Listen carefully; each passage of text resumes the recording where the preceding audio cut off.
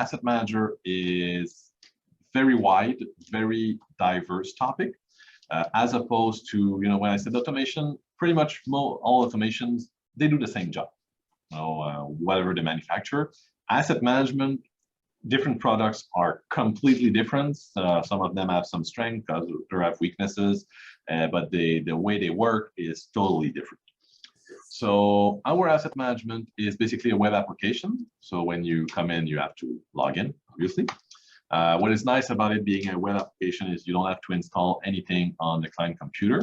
Any computer on the network where it's hosted can have access to it. And once you've logged in, you get to the quick search mode where I'll just do a full search of everything. Normally, you would type house number or any type of metadata that you want to search for. I would say most people use either the date or a house number to search for, or a part of a house number. It's what is quickest. There's also an advanced search where you can, specify I want to have this or that. And you can build complex queries like this. Sometimes it's useful, but it's rarely used. 99% of the time, people use the quick search. So those are what we call assets. They're exactly the same thing as materials in the automation world. They all have metadata attached to them. Again, those are all configurable depending on the needs of the client. Usually you have a thumbnail. You also have a proxy allowing you to see it. And yeah, so this one is configured so you can see the video, a low resolution version of the video. And here I want to mention, this is a classroom you're teaching, so I assume the average age is younger than you and me. So for the younger generations who are used, to having every video available on YouTube at the fingertip, keep in mind here we're talking about broadcast files. So we're talking about MXF, DVC Pro, and so those high resolution codecs. So we're talking sometimes 15, 40, even 50 gigs per hour of video. Like for DVC Pro, that one being the most, the huge one that we were kind of happy to see less these days, but they were huge files. And browsers, they're not able to play DVC Pro files. So we do need to have a second low resolution version, what we call a proxy file, which is an MPEG-4 file in H.264, which is supported by the browser, that is playable in the browser, that allows you to see it. What is nice about the proxy is it is frame accurate. You have the time code at the bottom here. The proxy is frame accurate. The display here, you'll notice, doesn't have frames because the playout in the browser is not frame accurate. It is pretty accurate, but it's not frame accurate. But it still allows you to see the file, and depending on the type of mark-ins and mark-out that you might want to do, it is close enough. For instance, if you want to trim a file to send it as a sample file to a colleague or to a client or something like that, it will allow you to do it. And you're able, within the asset manager, to do what we call sequences. It's not fully set up in this case, but here you're able to do sequence, put a mark in, a mark out, extract a sub MPEG-4 file, download it, and send it to someone else. So asset manager is really, it shines most when you have a lot of files to manage. Because what it allows you to do is it allows you to have a centralized place where all of your files live. Everyone who produces the content can upload it to the asset manager, and everyone else using the proxy can see it. And you can also look at your old content, because most TV stations, they produce all year long, but they've been doing so for 10, 20, 50, some of them even 60, 70 years. Obviously, what was produced 70 years ago, well, I hope it's digitized, because if it's still on a 9mm tape, then you're going to have a hard time finding a reader for it, like a projector. But so usually you digitize them, but once you digitize them, you end up with tens of thousands, even hundreds of thousands, even millions of files. So it's all nice and well, but you need to be able to find it back.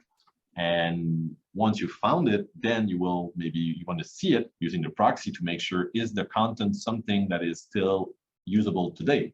Because, let's say you did an interview 10 years ago with someone, a famous person, and today that person dies and you want to do a special presentation on him with a recap of his life and his achievement, then what he did 20 years ago, the video, what he did might be very nice, but the video of it, sometimes it looks good and it's usable. Sometimes you look at it and you go, no, we won't be using that. It's not something, the quality is too bad or there's something wrong with it.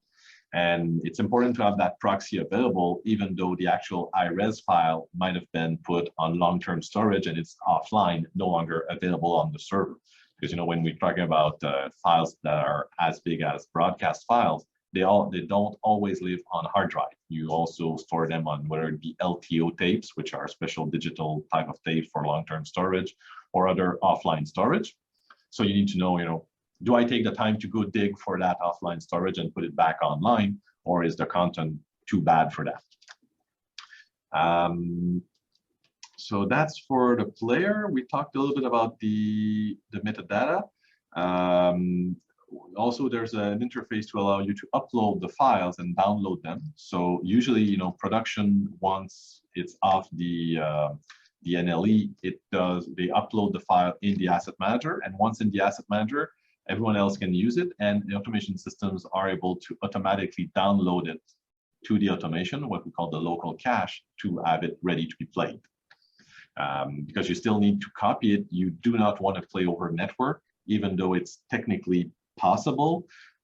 There's so many things that can go wrong when you're playing over a network and you have no control over it, and and no control and no way of tracking down what happened, or it's very hard to track down what happened when playing over a network. So usually our video server always plays from local storage. Hard drive these days anyway are not that expensive. They're even relatively cheap. So there's always a 20 between 10 to 40 terabytes of storage on the video server to allow it to have content for a day or two, and that way the server is autonomous.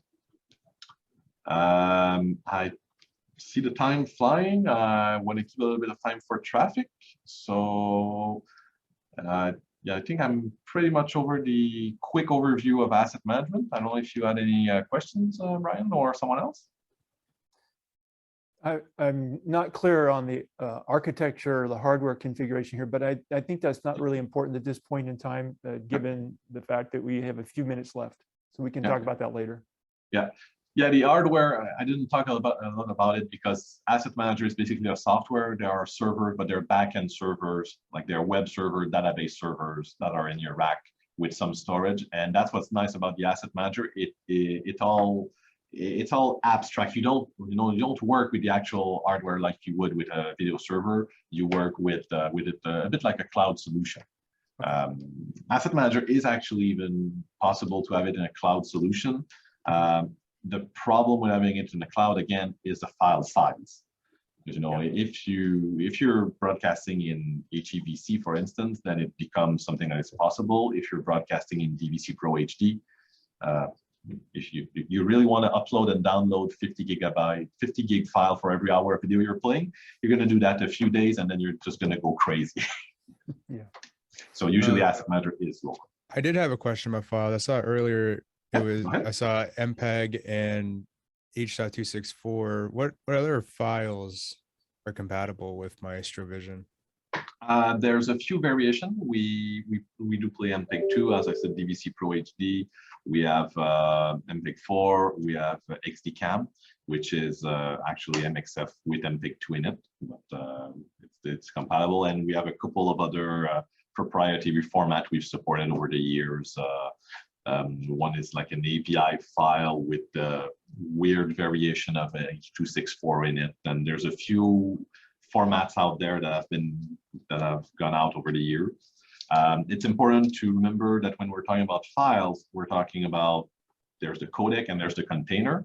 And so there's a wide variation between them. And it's always important to make sure, that even though codec X is supported, and container Y is supported, it does not mean that if you put X in Y, that will actually play.